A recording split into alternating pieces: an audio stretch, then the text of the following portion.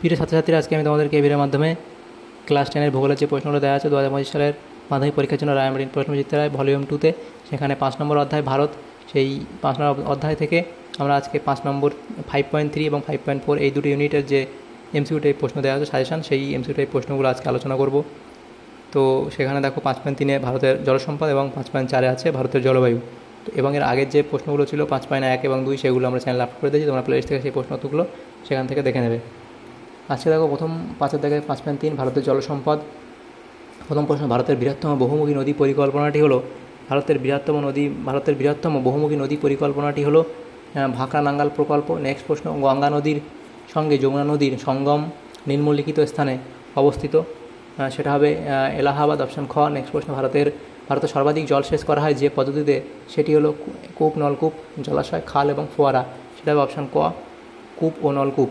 Next প্রশ্ন দেখো, গোদাবরী ও কৃষ্ণা নদীর বদ্বীপের মাঝে অবস্থিত হ্রদের নাম কোলেরু হ্রদ। নেক্সট প্রশ্ন দেখো, ভারতের যে নদীর মোহনায় কোনো বদ্বীপ নেই সেটি হলো, এটা হবে নর্মদা নদী। নেক্সট প্রশ্ন, গঙ্গা নদীর মূল উৎস হলো গঙ্গোত্রী হিমবাহ। নেক্সট প্রশ্ন দেখো, বলার সাথে থাকে ভারতের দীর্ঘতম নদীবাঁধ হীরাকুদ ওড়িশায় যে নদীর উপর গড়ে উঠেছে তা হলো মহানদী।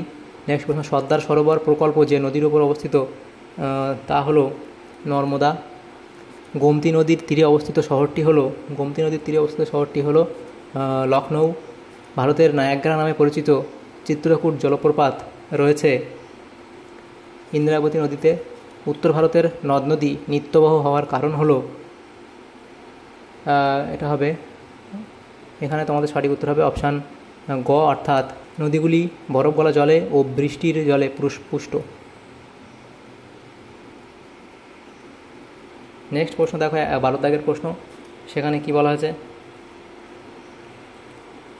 গঙ্গার দীর্ঘতম উপনদী, সেটা হবে যমুনা। জলবিভাজিকা ব্যবস্থাপনার প্রধান উদ্দেশ্য হলো শুষ্ক ঋতুতে জলের সরবরাহ। নেক্সট প্রশ্ন, প্রদত্ত কোনটি বহুমুখী নদী পরিকল্পনার প্রধান উদ্দেশ্য নয়, এটা হবে জলবায়ু নিয়ন্ত্রণ, এই জল দূষণ নিয়ন্ত্রণ। কোনটি ভারতের জলবিভাজিকার উদাহরণ, পশ্চিমঘাট পর্বত। নেক্সট প্রশ্ন, দামোদর নদের উপর অবস্থিত একটি বাঁধের নাম হলো পাশ্চেত বাঁধ। ভারতের একটি অন্তর্বাহিনী নদী হলো লুনি।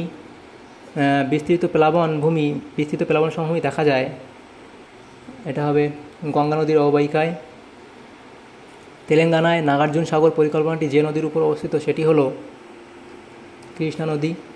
স্বাধীন ভারতের সর্বপ্রথম কার্যকরী বহুমুখী নদী পরিকল্পনা, এটা হবে দামোদর উপত্যকা। ভারতের উত্তরের পার্বত্য অঞ্চলে অবস্থিত একটি লবণাক্ত হ্রদের নাম, এটা হবে প্যাংগং হ্রদ, অপশান ঘ।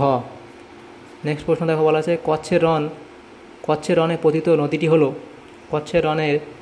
নদীটি হলো লুনি, অপশান খ। নেক্সট প্রশ্ন, ভারতের কোন হ্রদে পৃথিবীর একমাত্র ভাসমান জাতীয় উদ্যান রয়েছে, এটা হবে লোকটাক, অপশান গ। নেক্সট প্রশ্ন 24 থেকে বলা আছে ভারতের বৃহত্তম কয়াল হলো ভেম্বানাদ, অপশান খ। এরপরে দেখো 5.4-এ, সেখানে ভারতের জলবায়ু, সেখানে যে প্রশ্নগুলো আছে। প্রথম প্রশ্ন, পশ্চিমী ঝঞ্ঝার প্রভাবে বৃষ্টিপাত সংঘটিত হয় যে অঞ্চলে তা হলো জম্মু ও কাশ্মীর। নেক্সট প্রশ্ন, উত্তর পশ্চিম ভারতে গ্রীষ্মকালে যে ধূলিঝড় দেখা যায় তা হলো আঁধি। মৌসুমী বিস্ফোরণ প্রথম দেখা যায় কেরালায়।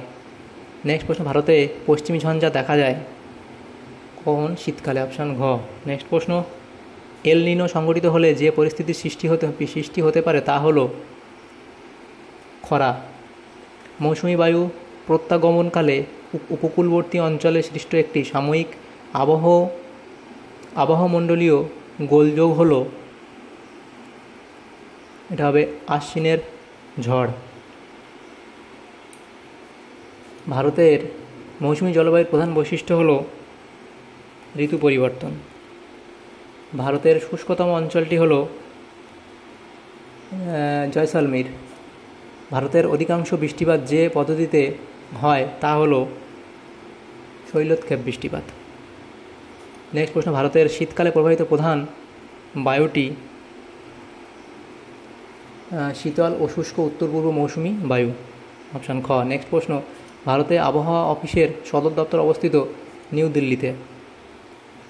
জুন মাসের প্রথম দিকে বা বর্ষাকালে ভারতের পশ্চিম উপকূলে বজ্রবিদ্যুৎ সহ যে মুষলধারে বৃষ্টি হয় তাকে বলে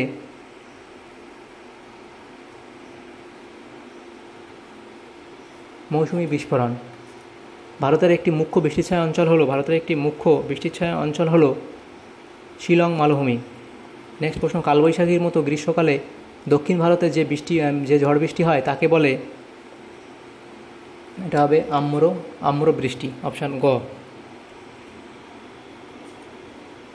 15 দাগে প্রশ্ন বলা আছে, সমভাবাপন্ন জলবায়ু বিরাজ করে যে শহরে তা হলো মুম্বাই। চরম ভাবাপন্ন আবহাওয়া দেখা যায় দিল্লিতে। ব্রেক অফ মনসুন ঘটে বর্ষাকালে। অপশান খ। তাহলে দেখো এখানে আজকে আমরা 5.3 এবং 5.4 এই দুটো ইউনিট আলোচনা করলাম। সেখানে যে প্রশ্নগুলো ছিল সমস্ত প্রশ্নের আলোচনা করলাম আজকে এই ভিডিওর মাধ্যমে। যদি তোমাদের সামনে পড়ে এসে থাকে অবশ্যই একটা লাইক করবে। Thank you, thanks for watching.